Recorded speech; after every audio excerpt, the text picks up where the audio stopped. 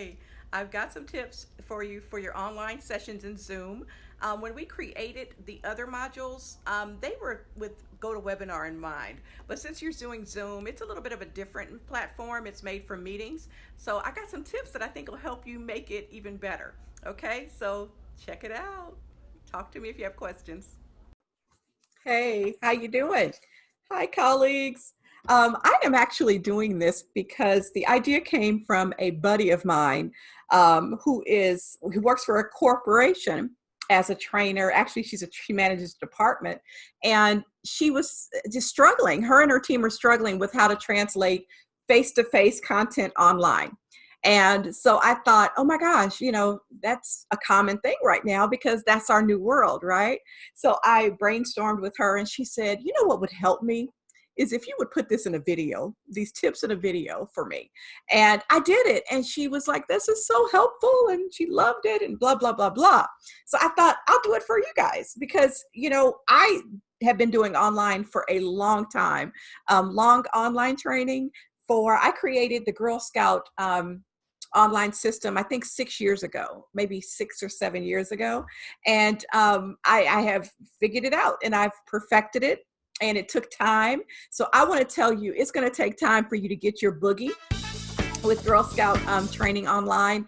But I want to just give you some of the tips that I have learned either through classes I've taken or just through trial and error. Okay, so I want to do that, and I have some notes here to kind of keep me on point because you know me, I'm a talker.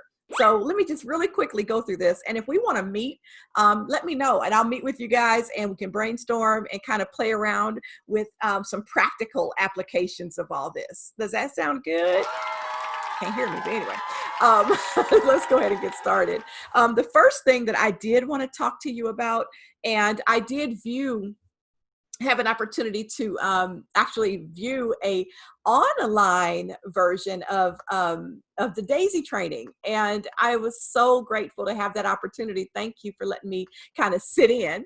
But one of the things that I noticed is that that the training was delayed for people to get a chance to log in and to kind of join the training, and that is a no-no. Here's what you do.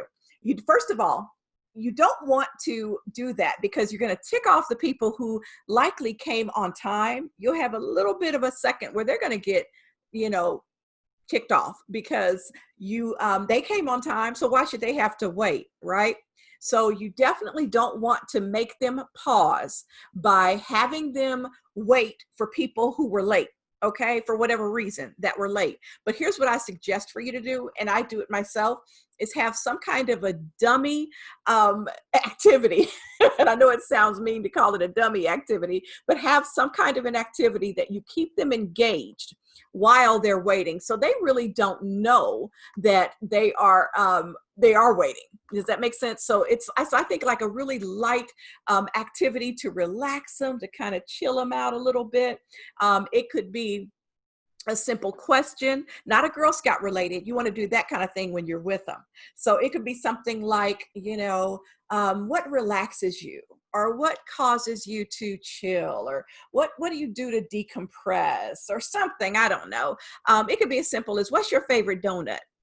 Are you team sprinkle or team plain? Whatever. But find a way to lightly entertain them and keep them busy while other people are coming on board. And here's the thing, I really want this to relax them, because when people are stressed or tense, they can't learn. You know the whole story about the lizard brain at the back of the stem of our brain, that primal part of ourselves. You probably heard of it called fight or flight. Just like in your face-to-face trainings, people are entering an online training in that same frame of thinking, that same brain space. That's why we have icebreakers. That's why icebreakers were invented, not just for games, but to get people transition gently from the fight and flight place that every adult enters into when they enter into a new scenario or a place where they could potentially look bad. That's what they're doing. So you're going to relax those people that are waiting, but you're going to really keep them busy and entertain them. But you're going to relax them. But then when everybody gets there, relax them too, okay? Because you want to get them from that place. Because I'm gonna tell you, a tense learner is a resistant learner, in my opinion. So they can't retain, they can't think, they can't process at their best until they are a little relaxed and they've built a little bit of a connection with you. And that also is important. You need them to definitely build that rapport with you, because that sets the tone for the training. And adult learners are different from kids. Adult learners do need to feel a sense of connection to the learner, to respect the learner, to have a interpersonal connection with the learner, and they can better connect with them. They can better receive from them. So tell your learners something about yourself. And I like to hit 3 areas. And I do because of the Myers-Briggs in me, and I want to remove, again, barriers and the true colors and all of that in me. Number 1, you want to tell people something about you as a person. Give them a reason to connect with wonderful you as a person. Because have you ever been in that kind of a setting, and when you find out who people are, you just kind of give them a chance to with you, right? So tell them a little bit about who you are. Do you have fur babies? Are you a coffee addict? I don't know, but find something positive about yourself to share so that they can connect with you that way. They got to connect with you professionally, okay? Because one of the things that adult learners do is they enter spaces somewhat skeptical. If you've studied adult learning theory, you know that adult learners assume that they know something about whatever they're learning about, right? So and often it's true. They know something about a little bit about everything. So acknowledge that fact that they're bringing information into the training. And so you're going to leverage their information and value them as a participant in the training process. So it's kind of like the way I view youth development. Youth development is not something done to young people. It's something done with young people. So I feel the same way about adult learning. It's not done something you do to them. It's something you do with them. So ask them, what they know about something, and definitely share why you are qualified to train what you're training. Does that make sense? I mean, even if it's just that you have studied this thing out from beginning to end, you've looked at the research on Girl Scout Research Institute, Daisy training, Brownie training, even if it's just from that perspective, let them know what you know, okay? And give yourself that credence. And then finally, you need to introduce yourself with a point to where you connect your passion with what you're teaching.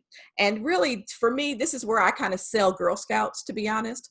So when I introduce myself, I'm Terry Brooks. I've been with Girl Scouts for 9 years. I love the work because it really speaks to my passion for building the next generation of women. And I say that, and you can't help but get people a little bit excited when you share why you're here. And one of the things too that I like to do is, if I have nothing else, I will share the mission.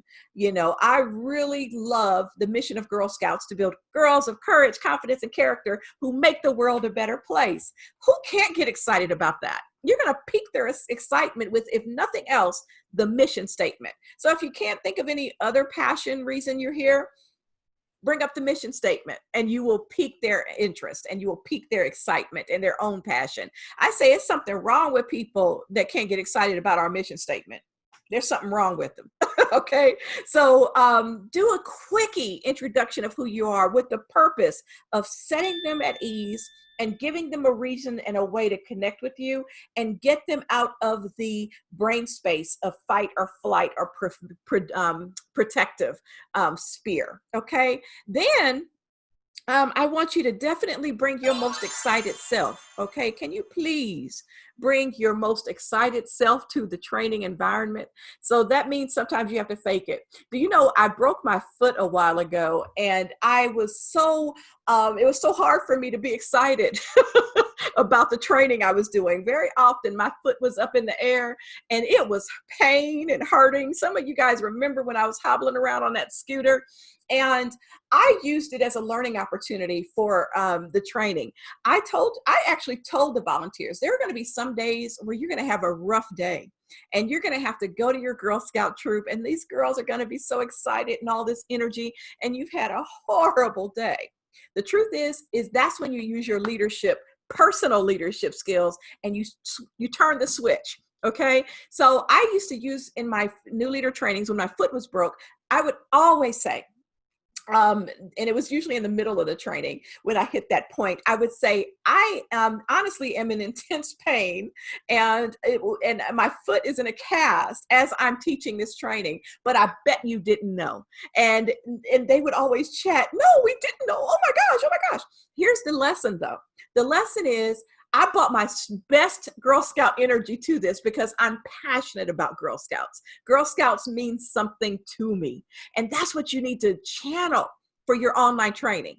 You need to flip a switch so that you are exciting and exhilarating your participants. And it has nothing to do with the personality, nothing. You can be excited and be maybe a lower key personality than I am, but you can bring your own personal brand of excitement to Girl Scouts, which means you smile, which means you exhale, you inhale, you're taking it all in so that people are excited and not bored by being there with you. So this also speaks to when your facilitators are, co-facilitators are speaking. Don't look like this. While they're talking, smile, nod, do this. You're setting a tone for the training that is going to be contagious, okay? So really channel your most excited self so people are not looking at the screen, looking like this lady on the screen. Does that make sense? Because again, they need that connection with you to learn. So they need to know you as a person, recap. They need to know what's in your heart. They need to know who you are as a Girl Scout. That is so important. And it's super important for you guys more than me, because you're a troop experience manager who they need that rapport with to contact you. They'll be more likely to contact you and reach out to you if they feel that sense of connection with you. So keep that smile. You may have to fake it, like I did when I had the broken foot. You may have to fake it, but it's okay. Go ahead and fake it. Go ahead and fake it. But bring that excitement. Bring props. I'm a prop queen. So, if ask a question and if the person answers first, that's right, you win, good answer, or something. Or if it gets too quiet and you ask questions and they don't respond, even after the pause, wake up, y'all. Come on, bring some excitement to this, because our mission is exciting. Our work is exciting. And so you're in control of that. Okay. Now, here's the thing. I need you to also remember that those 3 learning styles didn't go away because we're doing online training. You still need to appeal to each of those learning styles, but I got good news for you. Good news. The good news is this. Online training is conducive to 2 of those 3. Two of those 3 learning styles are getting their needs met with online. Which one is it? I know you know. Audio, visual. Boom. That's what Zoom is made for these people. Now, the one you're going to have to reach out to is that kinesthetic. And speaking of being made for, online learning, I don't care what anybody says. Everybody's not a trainer. I don't care what anybody says. People think just because you can give information out, you're training people. That's not it. You're just giving information out. So here's the thing that I also want you to remember. Zoom is not going to help you be a good trainer. Okay. Zoom is made for meetings. So you're going to have to work a little harder to make it a learning modality. Okay. So that's one thing. Also PowerPoint. Let me tell you that too. PowerPoint is not made for online learning. It's made for presentations. So don't feel like you have to use their templates exactly. Get in there and move stuff around. Add screens full of images and things like that. But speaking of back to the kinesthetic learner, the kinesthetic learner is that person that's tactile. They are kind of screwed with online learning. So here's what you're going to do. I even think it's not a bad idea, and I haven't created one yet, but create a handout that they can download before the training that has like blanks where they can write in things. For example, let's say the mission was on there. On the sheet of paper, it would say, girls of courage, confidence, and blank.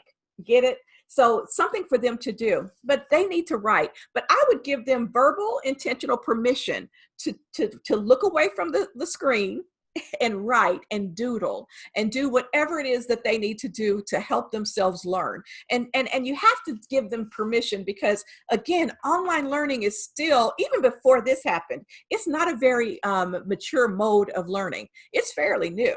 And so people, when they're online, they feel like they have to lock their eyes with the screen. It's kind of like where people who do Zoom, at the end of Zoom, feel like they have to wave, and people are like, why are you doing that? It's just this thing that we do. So people are predisposed to look at the screen like this and look at you. Give them permission, those who are kinesthetic, to take their pens and doodle and write. And you can make it even fun and say, but here's the thing, kinesthetic learners, when I beat this, you gotta hold up your doodle so I can see what you're doodling, or hold up your notes, or something fun to just give their hands something to do. Speaking of something to do, I love what the Daisies did. They did jazz hands. That's perfect for a kinesthetic learner. I mean, that's just one wonderful way to get them moving. Another thing is they drew self-portraits. That was a great idea too that you guys came up with. Things like that, that give breaks in incrementally throughout the session for people to do something with their hands. Hey, you're winning. You could even make it, once they've gotten comfortable with you, you could do an activity like tell them, scan the room around you right now. Take 2 seconds to scan the room. Now go grab the funniest thing in your room, or go grab something that has a big memory or a strong memory for you, whether it's a picture of your kids or your husband or your wife, whatever. Go get it. And just something to get them away and then have them come back. That's fun. And don't do too many of those things, but you can do things like that, you know, to make things interesting. You could do 2 snaps. That's something that I think is so cute, you know, that we do with my little girlfriend group. We'll do snaps, you know, when somebody says something we love or excited about. So you can find ways to get those kinesthetic learners to move a little bit, and they will be happy. It could be as simple as, when you're given so much information, and matter of fact, we can do it now. Stand up, stretch, sit down. You know, those kind of things will help kinesthetic learners re-engage and reinvigorate and come back ready to learn. Another thing, let's see, what else did I want to talk about? Did I hit it all? You know what? Another thing you could do is to kind of aid to the layer of the medium for people who are visual, is utilize the tricks in PowerPoint, like the laser. See the laser? That's one. What else? Let me find another one for you. The zoom. Did you know you could do that? Okay, I zoomed too much. I zoomed too much. Oh, let's see if the control. No, that doesn't work in this. Okay, but there's a control W where you can wipe your screen out to kind of wake them up. So there's things you can do. So that's just a few. Also, too much screen, too many words on the screen is going to just drive your people crazy. Stop that. Take those words off that screen. So it's not so bad. Well, even in real life, you don't want too many words up there, and you don't want too many images up there that are looking like words. But instead of having so much wordage, maybe do some, what they call storyboarding is a good idea. And that's where you create maybe a person that represents 2 or 3 of those slides. And for example, for this, you could say, this is Janie. Janie is a Girl Scout Junior, and Janie is trying to learn about, I don't know, she's trying to learn about community service, right? And this is a free graphic that I just found on Pixabay. And so you can grab graphics like this, and then you can tell stories that teach the same information that all them boring slides did, you know, that they convey the same information, but in a fun way. Does that make sense? And then you can even play those games like with Janie, where they are segmentation games, where you could have the story. None of this I've thought through. I'm gonna be honest. I did this video and everything without any planning. So I did this in 20 minutes, but you could have, you know how where you have one person picks a noun, another person picks a verb, you know what I'm talking about? And they tell a story. And so you can have them do games like that. And if you don't know what I'm talking about, we can talk later and I can tell you what I mean. But here's another thing. I love these kind of things where you can ask questions and give them options for answering the question, you know, like, well, the Girl Scout daisies are at a cabin at Prairie Schooner? What should they do? How many people say they should go inside, do your jazz hands, or do a Girl Scout sign or something? How many people say they should stay away, or, you know, that kind of thing? Point is, multiple choice, simple, easy way to add just a little bit more dimension to your training. But the training has to keep moving. You cannot have it to where you're looking bored and they are getting bored, and the training is not, the visuals aren't waking them up. The process is not waking them up. You got to keep that thing moving. Okay. So don't let your people get bored. Don't let them get bored. All right. Speaking of bored, you can also, let me show you, you can also, during your break time, for people who don't go away, you can do a video or even increment a video, a Girl Scout video in to help you train certain parts. But this is a good thing for a break if you feel you need a break. I don't think, let me turn this off. I don't think you need breaks. I don't think you need breaks, honestly, in online training. If it's too long, I feel like you should break it into two sessions. But that's personal preference. But don't have a black screen. No black screens, okay? Because some people stay and don't go take a break, and then they're looking at this lull. Okay. And plus, I like the idea, if you're going to have a break in your online training, have a reason for them not to go too far for their computer, even if they got to go to the bathroom. Make them want to rush back to see what you're offering them in this way. Does that make sense? If not, let's talk about it. But that's the way you can do it. Isn't that cute? And that's just an embed into PowerPoint. The key is you want to build a rapport with these people. Number one, so you can do your job now by training them, but also so you can do your job later as a TEM, as a subject matter expert. So make sure you do the things you need to do to build a rapport with them, and for them to remember, to retain the things that you have taught them. Does that make sense? Is that good? If it's helpful, let me know. And do you feel ready to do an online training? Good answer. You can get this from Amazon for like $4 or $5. Those little things will add so much fun element, and things that people enjoy, they tend to remember. Thank you, guys. I hope that this was helpful, and I hope that you just go easy on yourself, but do know we got some work to do on our online modules, but do go easy on yourself at the same time, but challenge yourself to make these things better, because I think this is the way we're going to be doing stuff for a little while. So we got to get used to it. Hey, I am here as a resource. One thing I know is online learning. I know that I can help you with some technology tips, some ways to make it more engaging, and also some ways I think that will make sure that they remember it. Okay. I love talking to you guys, and that's it. I almost said I love you, but I guess I do. I love you, colleagues. Have a good day, and make sure you contact me if you need any help. I'm here, and I'm happy to help. I help other departments. You probably don't even know that, do you? So just know that you would not be an inconvenience for me. Have a good day, evening, or night, whenever you watch this.